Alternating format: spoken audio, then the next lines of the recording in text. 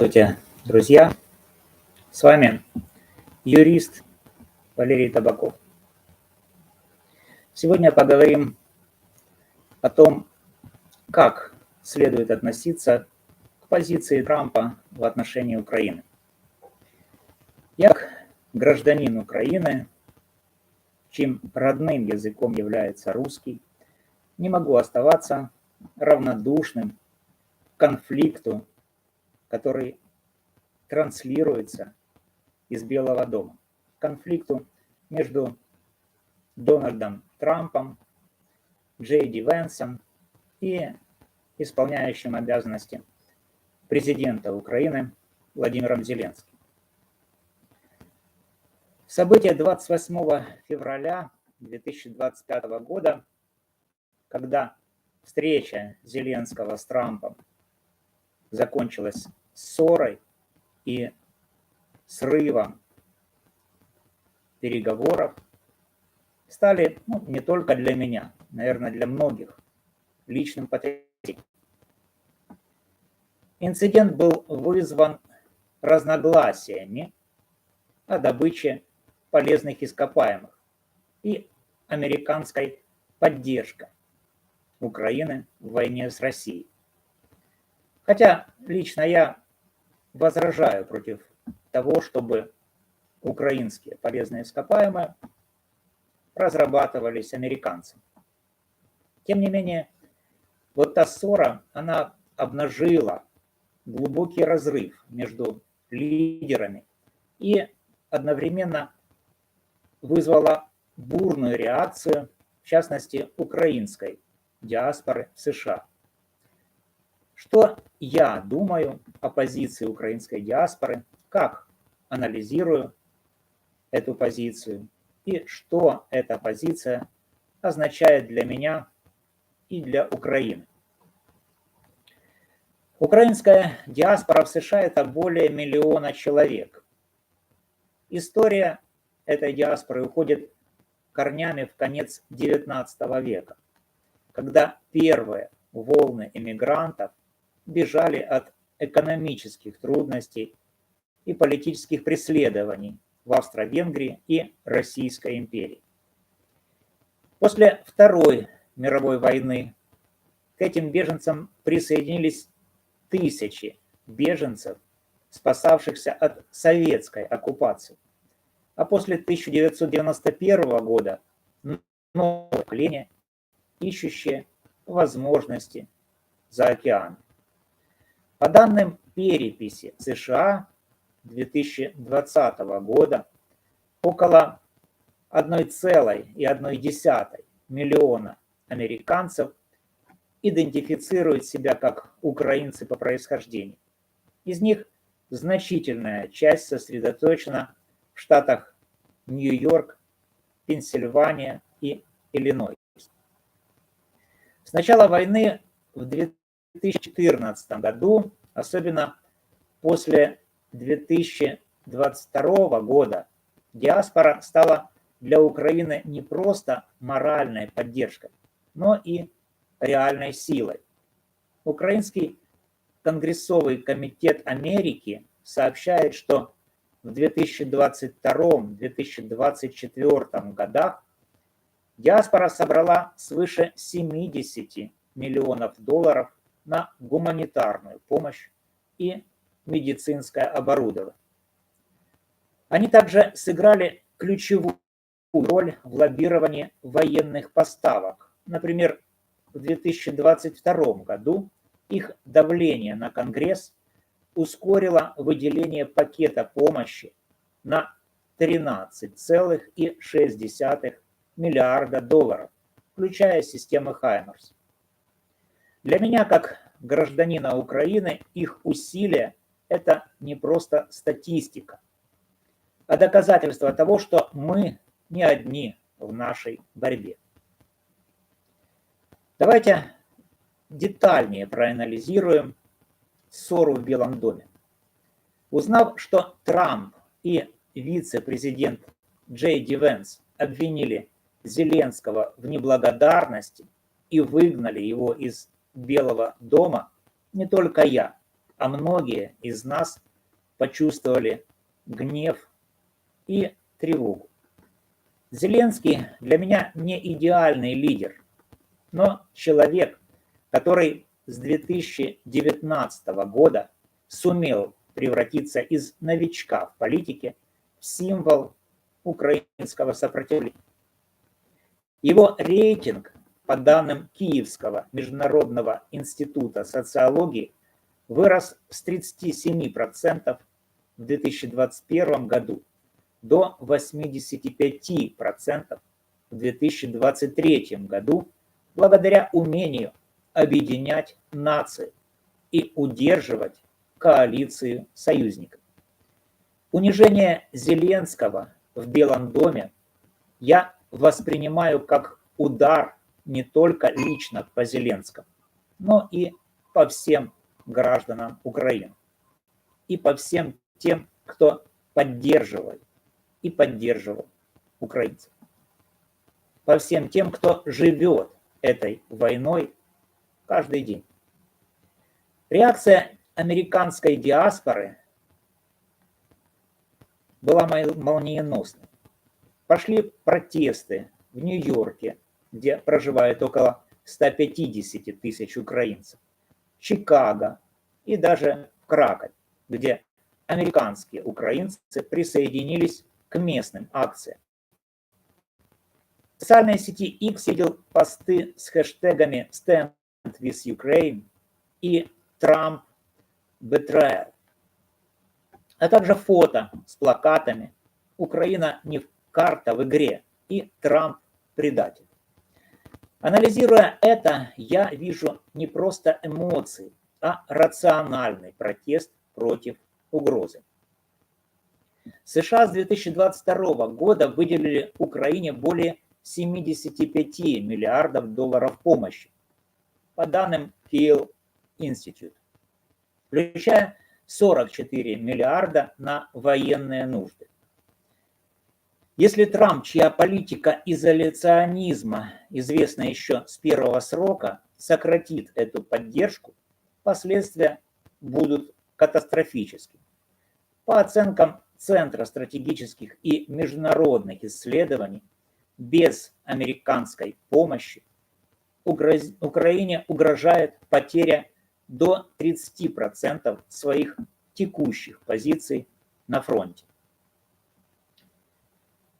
Почему так реагирует украинская диаспора в США? Диаспора видит в действиях Трампа не стремление к миру, а личные амбиции. И я с этим согласен. Я лично убежден, что настоящая цель Трампа – это Нобелевская премия мира, о которой он мечтает с 2010-х годов. В 2018 году Трамп заявлял в своем интервью Fox News, что заслуживает награды за переговоры с Ким Чен Ыном, хотя саммит в Сингапуре не дал долгожданных результатов.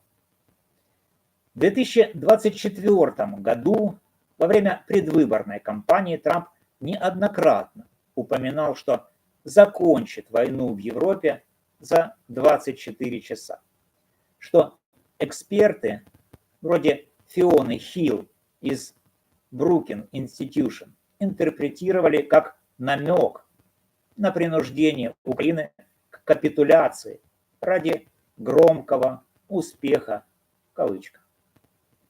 Для меня это цинизм. Вместо поддержки Трамп хочет использовать нашу украинскую трагедию как трамплин для личной славы и обогащения. Анализ заявлений Трампа подтверждает мои подозрения. В книге «Америка, которую мы заслуживаем» 2020 года он писал о ненужных войнах. А в речах 2024 года предлагал переговоры с Путиным, игнорируя тот факт, что Россия с 2014 года нарушила все договоренности, включая Минские соглашения. Диаспора, судя по их протестам, разделяет мой взгляд. Они не верят в искренность Трампа. Более того, их реакция усиливается исторической памятью. Многие семьи бежали от советских репрессий и видят в уступках России повторение трагедий XX века. Но диаспора неоднородна. В штатах с республиканским большинством, таких как Пенсильвания, где около 120 тысяч украинцев, часть людей голосовала за Трампа в 2016 и 2020 годах за его экономические обещания. Опрос 2023 года показал, что до войны 35% украинских американцев симпатизировали республиканцам. Но после 2022 года этот показатель упал до 15%. А 82% назвали поддержку Украины главным приоритетом. Это подтверждает мой вывод о том, что война перечеркнула партийные линии, объединив диаспору вокруг общей цели. Что будет дальше? Этот конфликт – поворотный момент. Диаспора уже доказала свою способность влиять на политику. В 2022 году их лоббирование привело к принятию закона о ленд-лизе для Украины, ускорив поставки оружия на 3 месяца. Сейчас они могут усилить давление через Конгресс, где демократы, такие как сенатор Джин Шахин, уже осудили Трампа за безответственность. В то же время Европа реагирует заявлениями Британии и Франции о новом мирном плане с участием Украины, озвученное 1 марта 2025 года. Эти планы показывают, что НАТО готово компенсировать возможный уход США. По данным Стокгольмского института исследований мира, Европа с 2022 года увеличила военную помощь Украине на 40%, и этот тренд может усилиться. Однако я опасаюсь сценария, где Трамп, одержимый Нобелевской премией мира, продавит этот «мир» в кавычках через ультиматум Киеву. Эксперты Rand Corporation моделировали подобное в 2023 году. Если США сократят помощь на 50%, а Россия сохранит текущий уровень наступления, Украина может потерять до 25% территории к 2026 году. Для меня это не абстрактные цифры, а реальная угроза моему дому и домам миллионов украинцев. Диаспора, скорее всего, ответит эскалацией протестов, возможно, бойкотами или сотрудничеством с европейскими партнерами, чтобы не допустить такого исхода. Мы видели, например, как происходили демонстрации и протесты на горнолыжном курорте, куда явился Джей Ди Венс для своего очередного отдыха. Ему пришлось уехать.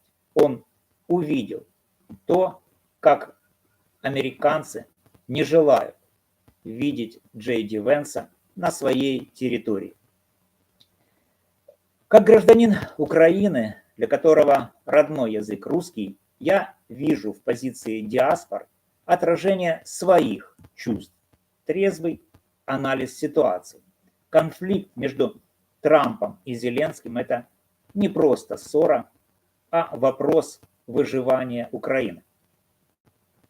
Я уверен, что Трамп гонится не за миром, а за Нобелевской премией мира. Не за справедливостью, а за деньгами. И это делает его действия предательскими в моих глазах и глазах диаспор. Лично я думаю, что Трампу не видать Нобелевской премии мира как своих ушей. Реакция диаспоры, протесты, лоббирование, поиск союзников подкреплена реальной силой и историей борьбы за Украину. Она вдохновляет меня и многих украинцев не сдаваться. Их голос дает надежду, что мы выстоим.